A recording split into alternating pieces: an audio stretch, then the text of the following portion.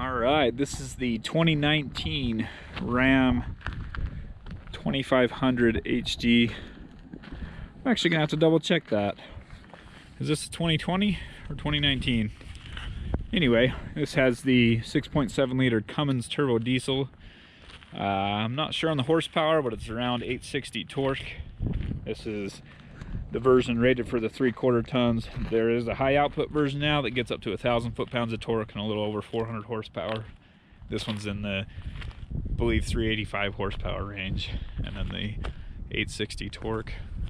This is the limited trim and basically comes with all the features. So it has everything. It has the adaptive cruise control, all the sensors all around it. It's got air suspension on the rear. We'll go ahead and show you one of the airbags here in a second. It's got the trailer tow mirrors that flip up like so for when you're towing, which is nice, but the competitors and their top trims have automatic extend features, or not automatic, but you can push a button and extend them. These ones you have to manually go and flip up. But you can see the airbag. Let me get a better image of it over here. So you can see the air suspension there. Makes this thing have the best ride in its class, which is actually, it's quite a smooth ride for how heavy this truck is. It does come with the gooseneck package. It has these bed lights just like the Ford. It's got the button to turn them on and off. It's got cameras everywhere. Got one here, got one up in the cargo, on the mirrors, and in front. So you got cameras all over the place. Again, it is that Cummins 6.7 liter diesel, inline 6, so it's a long, skinny engine. We'll take a look under the hood in just a second. Overall, really enjoyed this truck. Thanks to the bad weather, they haven't been able to come out and pick it up, so I'm actually getting a couple extra days with it and getting to do some more of this testing. So you saw that step pop down, automatic step there. When you open and close the door, it'll go back up. I like this one because it does wait for a little bit. There's some systems that are too fast.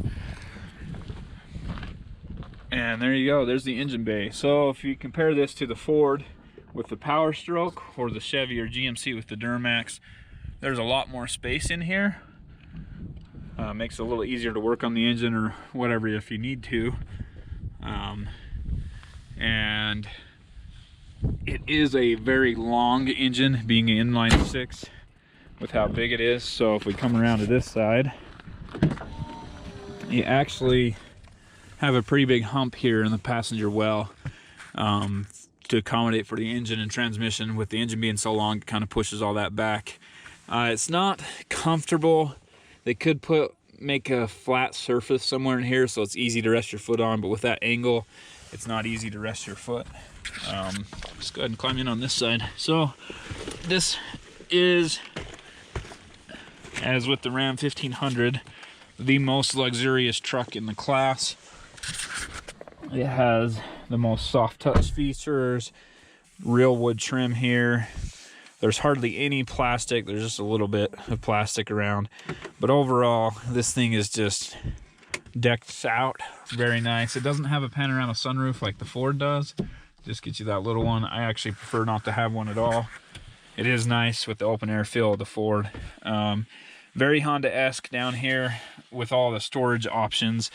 Also has the Ram charger wireless phone charger. I love how you can adjust this, set it however you want. There are dividers here if you want to divide your stuff up. Still has this, which is probably useful for high school math, so maybe this is a perfect truck for a high school kid, but honestly I don't see a lot of use for having this around. Maybe there are a few contractors out there using it. Plenty of space, tons of storage all over. Just super easy, convenient to use.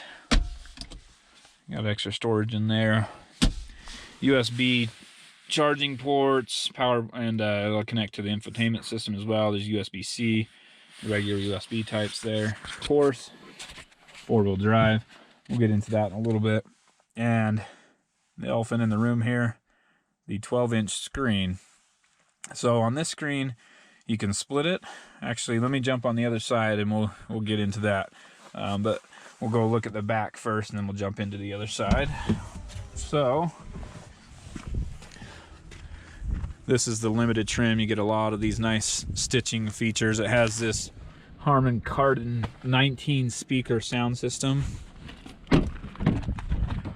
And these floor mats do button down, but underneath there you get the storage boxes, just like is found on other Rams.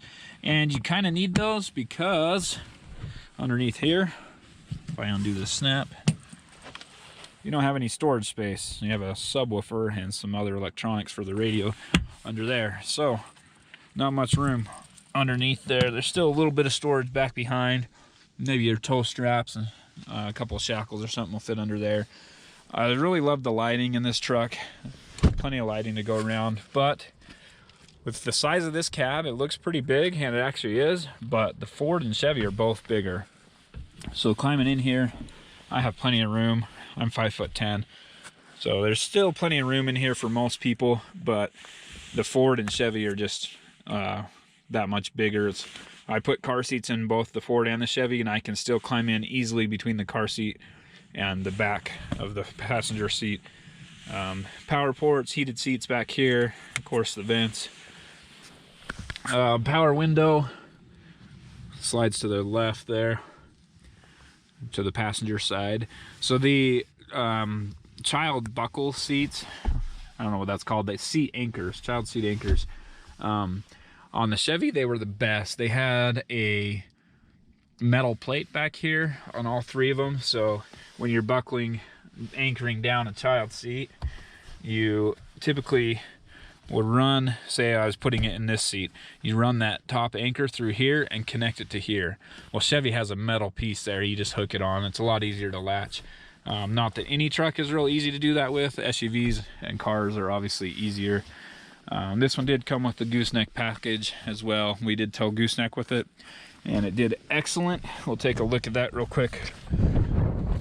As you can see, the Gooseneck ball, so you see my shadow, the center of the axle is probably just in front of that, or behind that. So the Gooseneck ball sits just in front. Sorry about the wind. Gooseneck ball sits just in front of the axle, and that provides for a lot better stability. Go ahead and we'll just throw it in auxiliary mode here. Okay. Get all the features if we turn it on. So let's go back to the home screen. And on the home screen, this is pulling up the maps right now, I believe. But you can basically set it up however you want. So you have the climate control there. You can switch between the steering wheel heater, seat heater, heat and ventilated seats on both sides, of course. Or go ahead and close that. You can choose your phone, the media, nav, whatever you want to do. We'll go ahead and pull up the map there. Anyway, and then you can switch them around if you want to switch the cards around. You can close them out and just hit the big screen, have it all be whatever you want. It also has the backup camera. We talked about this a little bit. You can switch between all your different views while you're driving. You can move further left or right. This actually, some of the journalists found it helpful. For me, I didn't ever use this feature, but it's there for those who like it. You do have the surround view camera, and you can change to whatever you want to do there. And then it does have an additional camera if you want to set up one for the trailer. But anyway, it also has a zoom feature, so you can get real close to the Gooseneck. Same here, you have a zoom feature so you can get real close to your hitch. Quite convenient. This is probably tied with the others for the best camera system. The Chevy does have the new invisible trailer if you set up all your cameras for that, but basically they're all pretty similar. Once you learn how to get into it, it's not too bad. Getting there from the start though is a little bit of a pain here, whereas you don't have a physical button for it. You just got to remember where everything is. There's so many options in this truck. For example, I was messing with the lights earlier. We talked about that with the fog lights, but you can go into here, your daytime running lights. If you want the fog lights on without your headlights, then you have to come in here and turn off your daytime running lights. I also flipped the auto dim high beams off so that I could turn those on whenever I wanted. Those are great features that I would normally leave on while I'm driving, and it's good to know that this stuff is here. Also, the suspension, if you're needing to change something, you need to go to tire jack mode. This will make it so it doesn't add or reduce the air as you're changing a tire. You have the transport mode, it'll let the air out quite a bit so it's lowered down and anchored, and then it won't change again. Again, a wheel alignment mode, and you can change the settings. Anyway, tons of different stuff in this truck. I'm not going to go through it all, there's just too much to go through. It does have the built-in trailer brake controller. This alternate trailer height. Some trailers, maybe you're pulling a fifth wheel and the trailer is a little close to the bed of the truck. You can hit that, it'll lower the bed, I think an inch, maybe an inch and a half. It just gives you a little bit more clearance there. Exhaust brake, tow haul mode, and then your parking sensors. Over here we have the four-wheel drive. There's no differential lock in this truck, and also the Chevys are offering a four-wheel drive auto now in the upper trim models, and of course the GMC is the same thing. Don't tell them I said that because they think they're two different companies, but they're really not. Up here, tons of information on your gauges, but no off-road page. You can adjust basically everything to these four different ones are adjustable. You can switch that mile per hour, your speedometer there in the top center. You can switch those out. I like to hang out on this page. It gives me all my temperatures and pressures, everything I need to know for safe towing. It also has a depth gauge here. A lot of them don't. Down here, your lights. These are the, I don't know what to call it. It's kind of like the surround lighting or whatever. It lights up the bed. It'll turn on, you can see the light at the bottom of the mirror right there. Turns those on. Basically to light up all around the truck for when you're working or whatever. And then this other top one is the fog light switch. I have it on auto, so it's not going to come on, but anyway. And these fog lights are really cool. They kind of point out to the sides.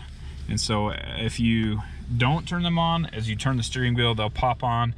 And it also has projector headlamps that will turn as you turn the steering wheel.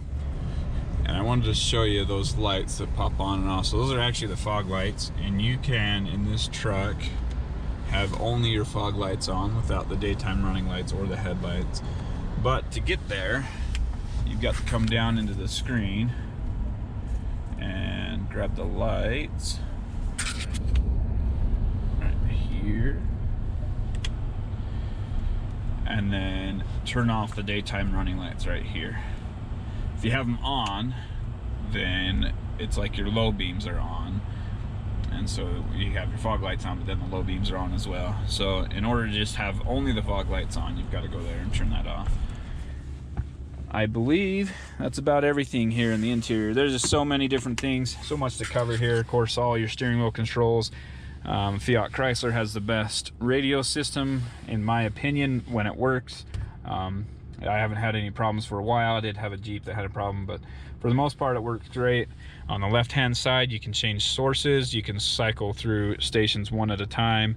On the right hand side, there's a knob in the middle that you use to cycle through your presets, and then the volume.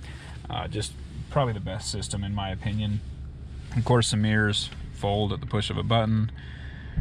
One thing we talked about before with the 2019 Ram 1500 is this one adjusts that bubble mirror on the far outside. It's a nice feature to have. These mirrors, that was my major complaint from the previous year, is that you couldn't adjust those. So when you stand them up, it puts that bubble mirror on the bottom. It needs to be adjusted for the two different settings when they're down versus when they're up. So let's go ahead and get some four-wheel drive footage of this thing, and let me just say I'm very impressed. There's no rear differential lock on this, and I thought I was really going to struggle without the differential lock. It's actually doing better than the trucks with the differential lock. So there's a little bit less of the back end sliding around.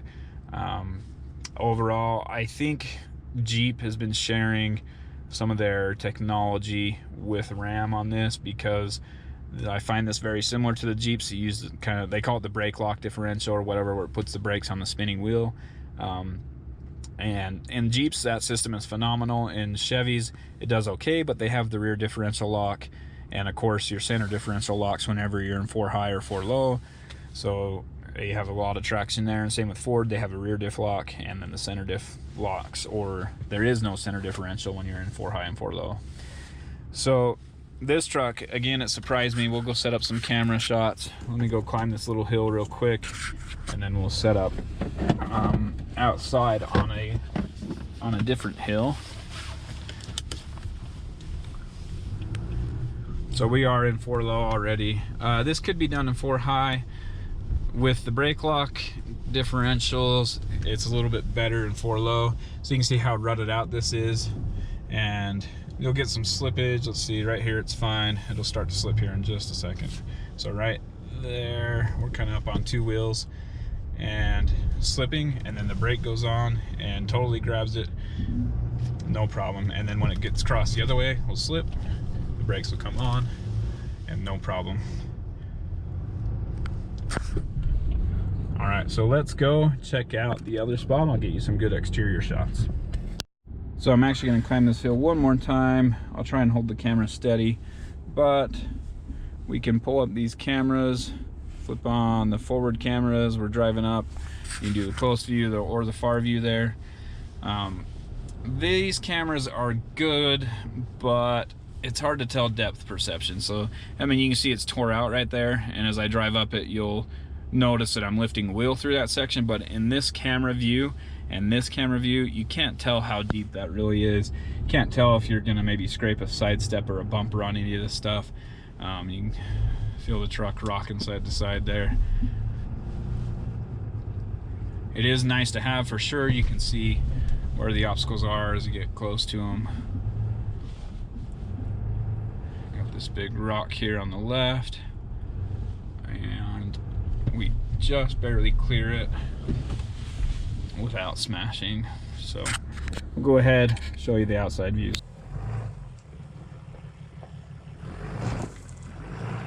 Apart from the Ram Power Wagon, the HD trucks don't offer a locking differential. They do offer a limited slip, which is a Torsen style or a gear-driven limited slip. This truck was not equipped with that, so all we have here is the traction control with the ABS system to brake the spinning wheels.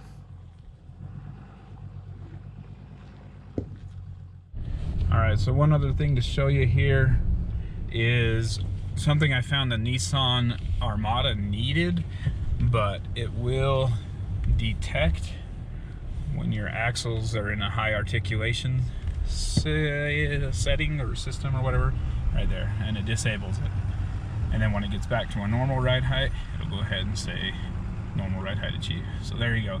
So that way it won't keep trying to inflate or deflate your airbags when you have a cross axle situation. So in making this video, we probably climbed 10 or 15 different times, and this is the only time where we got this much wheel spin. But as you can see, if you just stay in the throttle, it'll eventually, the computer will figure out what it needs to do, it'll grab the brake, and you'll be able to make that climb. Not sure why this one time was different than all the others, but just keep the RPMs below 2,000, but keep it moving, and it'll eventually figure out what it needs to do. So we're going to be doing a giveaway in the beginning of February, might run for a month. We'll put the link below in the description once that's up and going, but we'll be giving away a Fastway Flash integrated scale ball mount. For more information on this, check the link in the description below. Thanks for watching Engine Adventures review of the 2019 Ram 2500 Limited with the Cummins Turbo Diesel. I do read every comment, so hit subscribe and leave a note letting me know what you would like to see more of.